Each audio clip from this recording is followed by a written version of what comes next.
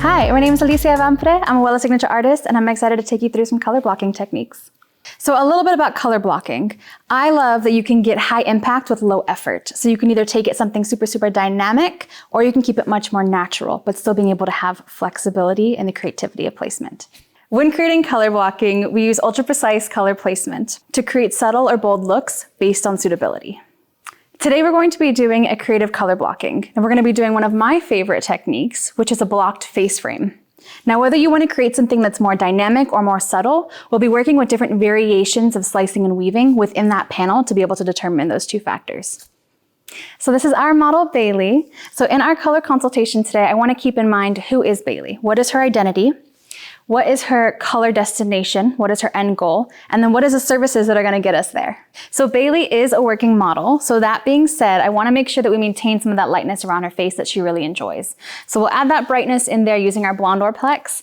And then for ultra low maintenance look, we'll be able to use some Shinefinity to help glaze everything else all around. So before we go any further, I want to make sure that we do a proper analysis. So what does that include? We want to make sure that we're aware of her hair texture, her porosity, her curl pattern, her complexion, her face shape, as well as her natural hair color before we decide what we're going to do. So before I start to disrupt the shape, I want to go ahead and determine her natural curl pattern. So I'm going to bring this up here.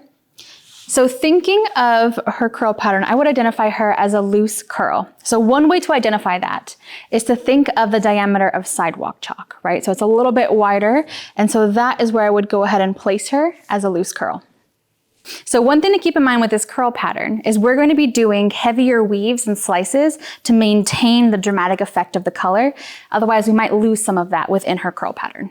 So next I'm going to determine her texture. So taking one individual piece of hair all the way at the root, I'm going to roll it in between my fingers. So I can feel it, but it's not quite as thick as maybe coarser hair would be. I would determine it more like a thread. That being said, I would say she has a medium hair texture. Okay, so now that we've determined her texture, I'm going to move all the way down that same hair strand to determine her porosity. So a few things I want to keep in mind is how the hair feels as well as how the light reflects it. So if she has a lot of light coming off of that hair reflecting back, we know that she's got a lower porosity. If that hair tends to absorb it, we know she's got a higher porosity. So another key indicator would be the feeling that you actually have within your fingers. So knowing that this feels a little bit rougher at the ends than it did at the root, I know that she's got a raised cuticle, which is going to indicate a higher porosity. So using my natural level indicator on Bailey, I've determined that she's a natural level 6, dark blonde at her root, moving all the way down to a level 8 light blonde to a 9 very light blonde on her ends. So with Bailey's face shape, she's a little bit more angular in through the top and then falls into more of a narrow oval shape at the bottom. So utilizing both depth in through the top and then lightness in the bottom, I'll create a little bit more of a suitable look for her face shape. So being that Bailey has warmer complexion and cooler eyes, we're going to cool down her base a little bit and then add soft hues of a natural rosy tone to help illuminate her skin. We are going to reshape Bailey a little bit as well, but being we're not taking off a whole lot of length, we're going to save that till right after the color. So for the placement of my blocked face frame, we're using triangles. So we're going to use alternating both larger as well as smaller triangle through the top to create a nice expressive pop of color. So for my foiling technique, I'm going to come in first at her front hairline with a weave to help diffuse the perimeter, and then I'll come in at a diagonal with my back-to-back slicing. And I'll be doing that same technique on the opposite side. So for this front triangle, I'm going to work with her hairline, once again applying a weave to both sides, and then going in with my back-to-back diagonal slicing. The placement of these triangles, as well as our back-to-back slicing, will allow for the highest impact of our blocked face frame. So there's 4 things I like to keep in mind whenever doing successful color blocking. Now, naturally, if we were going to be doing on the scalp application, we'd always prime first. But since we're not doing that today, we're gonna go ahead and jump right into our step 1, which is lightening. Then after that, we'll go ahead and add depth. Then we'll go into glossing. And then last, but definitely not least, we'll do care.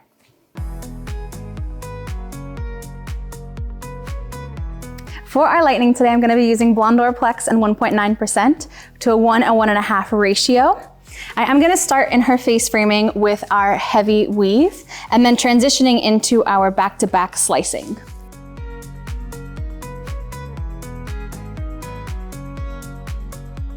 You can see here what a heavy weave looks like, right? So I'm only doing 2 to 3 weaves in this first section, and then applying my lightener from there.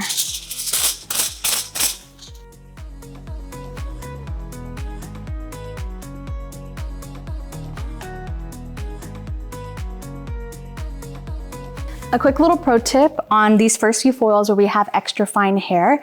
One of my favorite ways to actually lock it in place is using my tail comb, pushing up so I get a little bit of a crease there, and then letting it release and folding it down. So that will help lock those little baby hairs in place so you don't get any more of those foils slipping down. So because of her density and because we're still working around this hairline, I want to make sure that I have a nice blend. So I am going to do one more weave in here before moving on to my slices.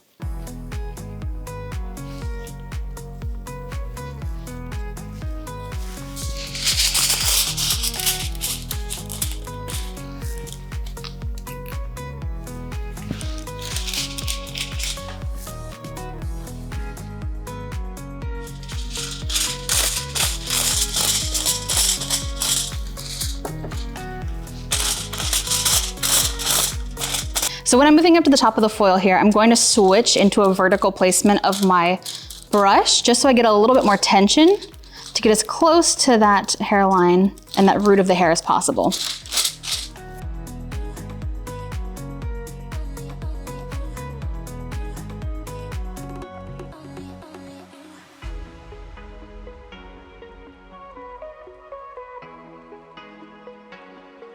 So now that I've established a softer perimeter, I'm gonna go in horizontally with my slicing. A quick pro tip, whenever I'm slicing, I still wanna make sure that I'm able to read in between it. That way that I know I'm able to get a nice clean saturation. Now with saturation in mind, I wanna make sure that I can always see more product than I can hair to ensure a nice, clean, even lift.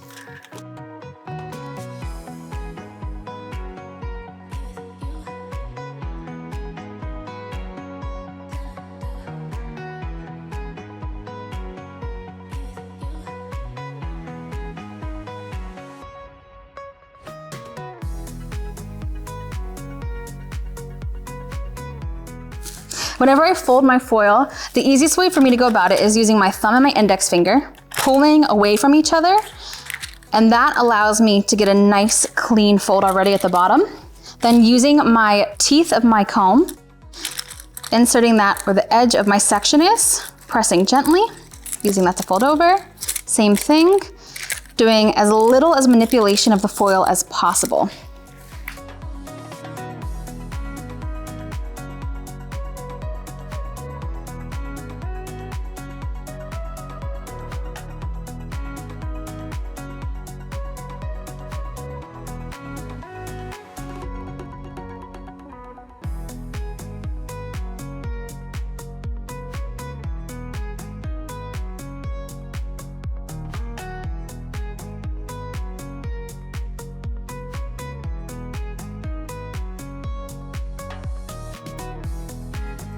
So you can see I've actually pre-folded all of my foils. So that ensures that just in case the product expands, it'll help catch that product and prevent it from going out any further than where it needs to be.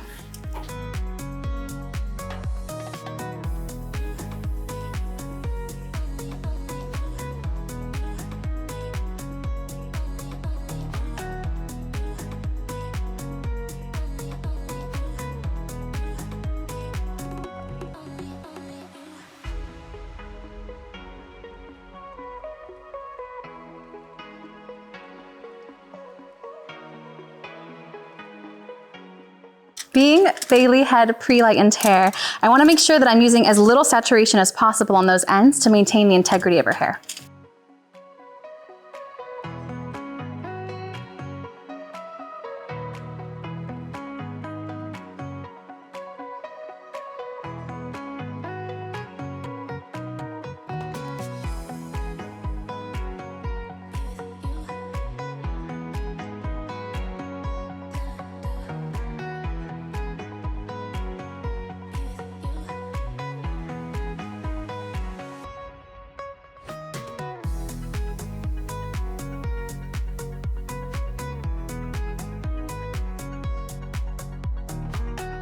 So being that this is my last section, I want to be mindful of where exactly I'm folding my foil, right? So my section ends here. That's where I want to go ahead and fold my foil to. I don't necessarily take it all the way out here, right? Because that's not where the hair is. So just being super mindful that we're keeping it nice, tight, and isolated.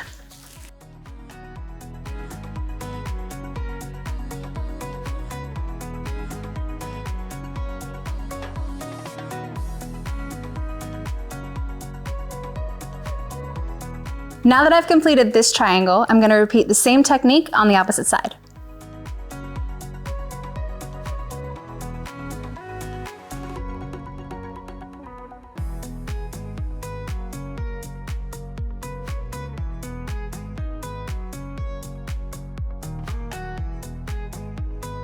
For the final stage of lightening, I'm gonna move into my fringe section. So I'm gonna take my first weave over here, then I'm gonna go into my next weave over here with her hairline and go directly into my slicing sectioning. So I'm going back into my heavy weave technique once again. So I'm doing 3 weaves in that front hairline to help blend into that heavier slice.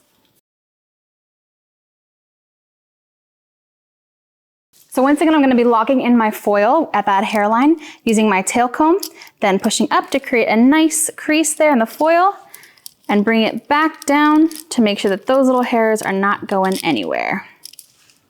So if you notice, I'm going a little bit deeper with this weave here. That's going to help create a little bit more texture and diffusing that hairline even further.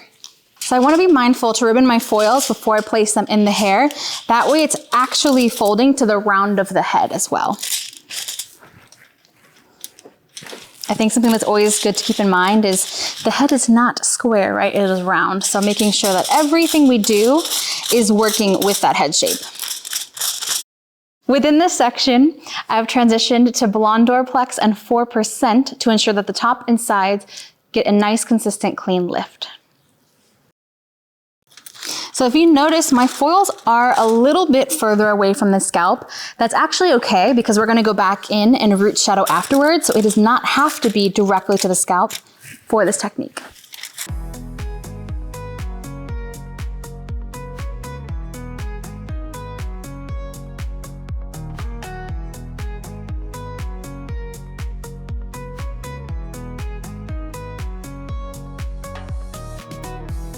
So now that we've completed the first step of lightening, I want to walk you guys through one more time and recap what exactly we did. So we went through our triangular sections, softening the face frame. We used a heavy weave and then transitioned into slicing all the way up both sides and then diagonal across the top, keeping in mind that we did start with 1.9 on both sides with Blonde Dorplex and then transitioned into 4% for that last top section. We're going to let this process and then we'll check the level of lift before moving on to our next step. At this point, I'm going to go ahead and check where Bailey has lifted to. So I'm going to open up and check this last foil. Opening that right up, move a little bit of the product so you can see what the hair looks like. And then using my exposed contributing pigment indicator, you can see she's a beautiful level 9. So at this point, being we used Blonde Dorplex, we'll go ahead and do Blonde Dorplex number 2, shampoo with Ultimate Repair, and we'll be back in just a few.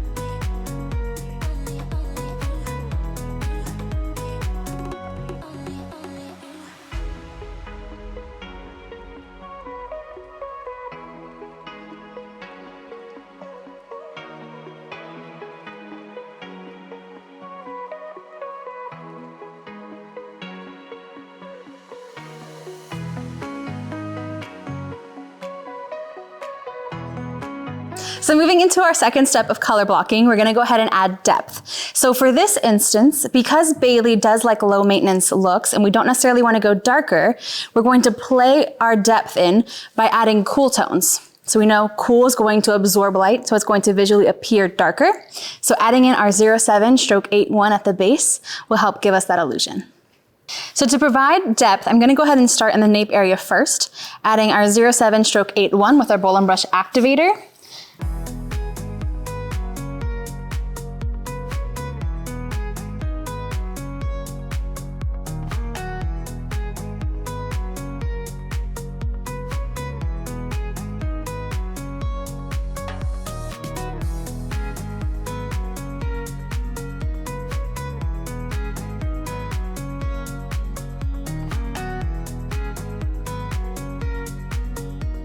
Now that I've established the depth at the root, I'm gonna move into the blocked face frame and apply a little bit to the root area as well to create that nice depth and smokiness at the root.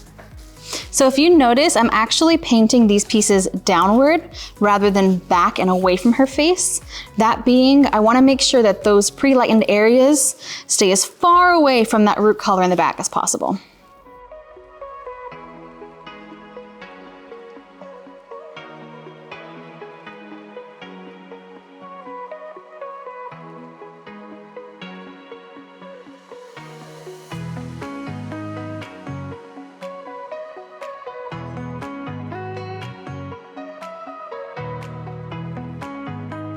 So now that we have established her root color all over, we're gonna move into the back section, applying our mid lengths and ends. So for this, we are using Shinefinity 08 stroke 0 and 08 stroke 98. Now it is a little bit lighter than what she has going on her mid lengths, but the reason for that being is we still wanna maintain as much lightness and brightness to the ends, but still controlling a little bit of that warmth. And then moving into our front sections, we'll be doing a flash glaze with Shinefinity 09 stroke 61 for just 5 minutes to help pre-tone that front area.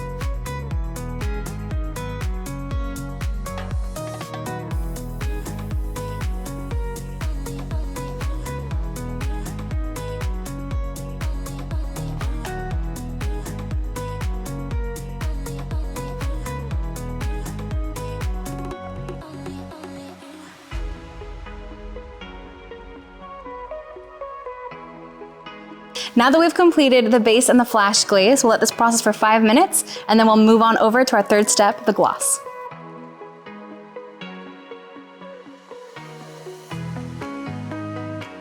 So now that we went ahead and processed both our ends and our flash glaze, we shampooed all of that out using our Color Motion Plus. I'm gonna move right into our step 3, which is our gloss. So using 20 parts of our 010 stroke 6 and 1 part of our 04 stroke 65, this will give us a really beautiful, soft, natural, rosy tone. Letting it process between 5 to 15 minutes, I'm gonna keep an eye on it, because whenever I'm doing a creative formula, I wanna make sure that I'm always aware of where we're going with it.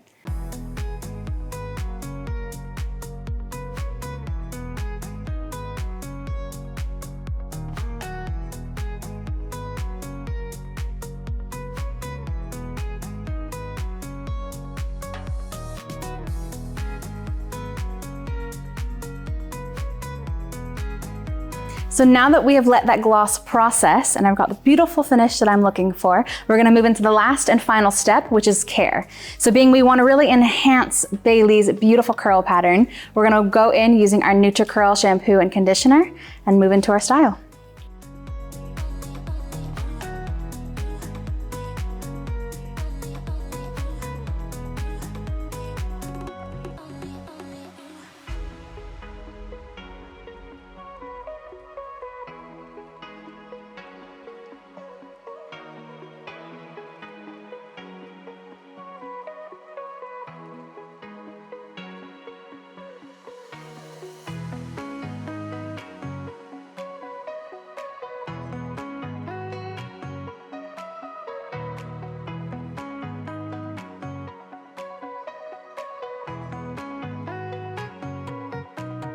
So now that we have completed all of our color blocking, we're gonna finish this off with really wonderful care. First, to prep our hair with Bailey, we're gonna use our Ultimate Repair Miracle Hair Rescue for repair in 90 seconds. Layering in right after that, we're gonna use our NutriCurl Milky Waves as well as our Soft Twirl to help define her curls.